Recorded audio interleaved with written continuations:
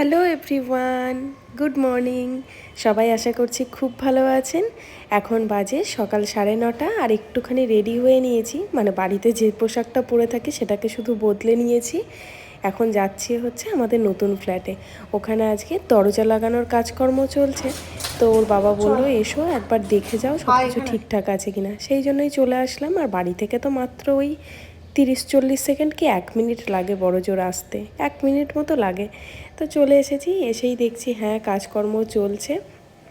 তবে এখানে যেটা হয়েছে সেটা হচ্ছে এই দরজাগুলো মানে প্রোমোটাররা তো বেসিক্যালি দিয়েই থাকে, কিন্তু প্রোমোটারের দরজাগুলো ঠিক আমাদের পছন্দ না হওয়ার জন্য আমরা নিজেরাই প্লাইউড কিনে দিয়েছিলাম আর চয়েসেবল সানমাইকা কিনে দিয়েছিলাম আমাদের চয়েস মতো। তো সেগুলোকেই আজকে পেস্টিং করে বসানো হচ্ছে সানমাইকার ওপরে। এদিকে চলছে বারান্দার টাইলসের কাজ, কারণ মেঝের টাইলস বসানো হয়ে গেলেও বারান্দার টাইলস এখনও বসানো হয়নি।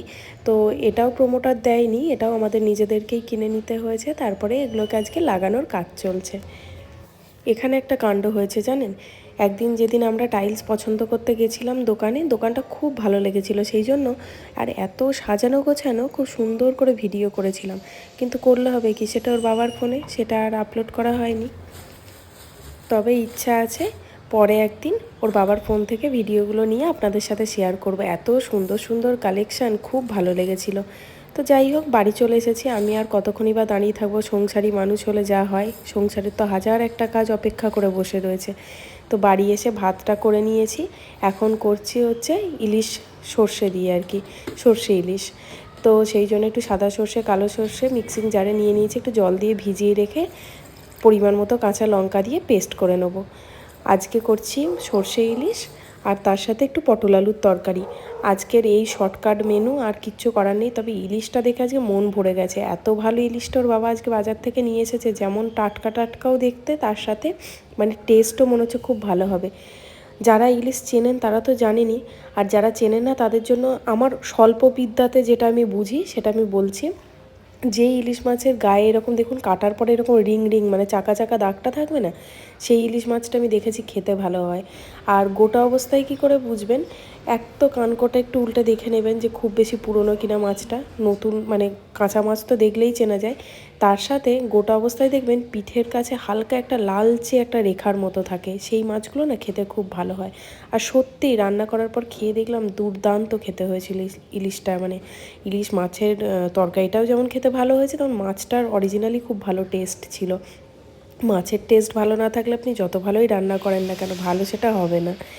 তো যাই হোক, দুপুরের খাওয়া দাওয়া হয়ে গেছে। তারপরে ওর বাবা গেছিলো হচ্ছে দুপুরবেলার দিকেই একটুখানি বাজারে। বাজারে গিয়ে কি অবস্থা দেখুন, কি এনেছে আপনারা নিজেরাই দেখুন। মানে টোটালে কত, কোনোভাবে ব্যাগে ধরাতে পারছি না। শেষে ওর কাছ থেকে এই প্লাস্টিকটা ছিঁড়ে নিয়ে না লোকে তোমাকে দেখে একটা জিনিস করতে পারতাম, তিনটা আমি ছিঁড়ে এই প্যাকেটটা নিয়ে ব্যাগে নিয়ে নিয়েছি, বাড়িতে এই ব্যাগটা রাখা আছে। ওকে গিয়ে বলছি যে এটা প্যাকেট দাও না, ও বলছে তাহলে তো একই, এর ভিতরে একটা গোটা চেন ছিল। ও বলছে তাহলে ওই দেখলেন কাণ্ড, রাজ্যের গ্রসারি নিয়ে এসেছে। আমার অলরেডি থাইরয়েড আছে, আমার সয়াবিন খাওয়া তো আপনারা অনেকেই জানেন থাইরয়েডের পক্ষে খুব একটা ভালো নয়। সেখানে 16 প্যাকেট সয়াবিন নিয়ে এসেছে, মাথায় হাত পড়ে গেছে আমার, আমি কি করব। আর 1 পেটি তেল এনেছে, এতেই ব্যাগ ভর্তি। এই হচ্ছে আজকের বাজার, মানে বাজার তুলে আনতে বললে বেঁধে নিয়ে আসে, এরকম একটা ব্যাপার। গোটা বাজারটাই নিয়ে চলে আসবে। যাই হোক, তারপরে চলে এসেছি একটু রেস্ট টেস্ট নিয়ে সন্ধেবেলা একটু বাজার কলকাতায়, কারণ সামনেই পুজো। আর আমাদের পুজোর শপিং তো এবার ঠিকঠাকভাবে হচ্ছেই না, ওই আজ একটু কাল একটু এরম করেই চলছে। কেউ দিচ্ছে সেইগুলোই আপনাদের সাথে শেয়ার করছি। তো আজকে এসেছি একটু, আমাদেরও তো কাউকে কাউকে দিতে হবে, সেই জিনিসগুলোই কেনাকাটা করতে। আজকে এই যে এখন যে জামা প্যান্টটা দেখতে পাচ্ছেন, এটা নিয়েছি হচ্ছে আমার ভাসুরের ছেলের জন্য, মানে ওর ভাইপোর জন্য। এবার সবাইকে তো দিতে পারছি না, কারণ এই বাড়িটা কিনতে গিয়ে অনেক টাকাই বেরিয়ে গেছে। আমাদের মতো মধ্যবিত্তর জন্য তো অনেকটাই চাপে ব্যাপার এখন এটা। তো আর এখানে দুটো প্যান্ট দেখা হচ্ছে, এর মধ্যে যে কোনো একটা আমার ছেলের জন্য নেওয়া হবে। বাজার কলকাতার থেকেই বেশিরভাগ আমরা নিয়ে থাকি, তো বেশ কালেকশানগুলো আমার ভালোই লাগে। আর এখন এসেছি আমার একটা সালোয়ার দেখতে, কুর্তি বা সালোয়ার স্যুট যেটাই হোক নেব একটা। ওর বাবা সেটাই বলছে যে তোমার কত লাগে, 2XL? আমি বললাম না, আমার 4XL লাগে। কি বলবো বলুন, মানে সব সময় আমাকে হাতি, মোটা, ডাইনোসর এইসব বলে বলে খেপিয়ে পাগল করে দেয়। আমি কি এতটাও মোটা আমি নিজেও জানি না। যাই হোক না কেন, তারপরে এইদিকে এথনিক কালেকশানগুলোই সব দেখছিলাম। খুব ভালো ভালো বেশ এথনিক কালেকশান আছে। এগুলো ম্যাক্সিমামই 2 পিস অথবা 3 পিসের সেট। তো ওগুলোই দেখছিলাম। তারপরে দেখলাম যে এত দাম দিয়ে এগুলো না কেনাই ভালো। কারণ দেখুন, বিয়ের আগে অনুষ্ঠান বাড়ি গেলে বেশ জমকালো চুড়িদার বা লেহেঙ্গা পরে যাওয়া যায়, কিন্তু বিয়ের পরে আমি খুব একটা অনুষ্ঠান বাড়িতে গেলে জামাটা প্রেফার করি না, শাড়িটাই পরতে স্বাচ্ছন্দ্য বোধ করি। তো সেই জন্যই আর আমি এখন খুব বেশি না দামি চুড়িদার নিতে চাই না, মানে যেগুলো রেগুলার ইউজের চুড়িদার সেইগুলোই নিই। যেহেতু রেগুলার বেসিসে শাড়িটা পরা হয় না, চুড়িদারটাই বেশি পরি, সেই জন্য যত পারি কুর্তিগুলোকে কিনি ওই 500-600 এরকমের ভিতরে, 400 এরকম টাকার ভিতরে কুর্তিগুলো নিই, যাতে ডেলি ইউজ করতে পারি। সেই জন্যই এই যে এই স্কাই কালারের কুর্তিটা নিলাম। এগুলো পরে পরে মানে টুকটাক বেরোনো বলুন, ছেলেকে পড়াতে নিয়ে যাওয়া বলুন, এগুলোর জন্য খুব সুবিধা। এবার সবার মতামত নাই মিলতে পারে আমার সাথে, কিন্তু আমার এটা চিন্তা ভাবনা যে এরকম যদি কম দামের মধ্যে নিই যেগুলো আমি ডেলি ইউজ করতে পারবো। কিন্তু একটা দেখা গেল 3000-4000 টাকা দিয়ে চুড়িদার নিলাম, তারপরে সেটা ঘরেই পরে থাকে, সেরকমভাবে তো পরা হয় না।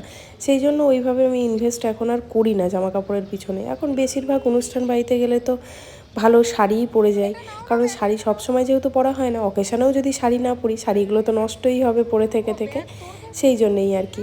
আর এখান থেকে এই যে জিন্সের ওপরে পরার জন্য যে শর্ট কুর্তিগুলো ওগুলো নিচ্ছিলাম। এবার একটা জিনিস দেখলাম, মিনু কোম্পানির কুর্তি এসেছে, যেটা আমি এর আগে দেখিনি। দাঁড়ান দেখাচ্ছি। এই হলুদটা মিনু কোম্পানির, গোলাপিটা মিনু কোম্পানির, সামনে যে লাল রঙের ছিল ওটা মিনু কোম্পানির। তো এই যে এই হলুদটাও মিনু কোম্পানি, দেখতে পাচ্ছেন। তো দু একটা জামা কাপড় নেব। ওর বাবা তো এবার পুরো পণ করে বসে আছে যে আমি নিজের জন্য আর কিছুই কিনবো না, হ্যানা ত্যানা এসব অনেক কিছু বলছে, সেসব আর নাই বা বললাম। তো কেনাকাটা করি, আরও কিছু কেনাকাটা করতে হবে কয়েকজন পরিচিতদের জন্য, কারণ তারা প্রত্যেকবার আমার ছেলেকে দেয়, এবারও দিয়েছে প্রত্যেক বছরের মতো। তো তাদেরকে তো একটু দিতেই হবে বলুন। এস, এম, এল, এক্সেল, ডবল এক্সেল। হ্যাঁ, এত লম্বা গেঞ্জিটা অনেকটা বড় লাগছে না?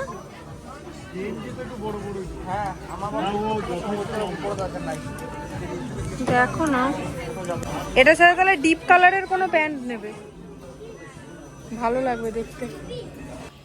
চলুন আপনাদেরকে একটু ছেলেদের কালেকশানগুলো এবার ঘুরে দেখাই।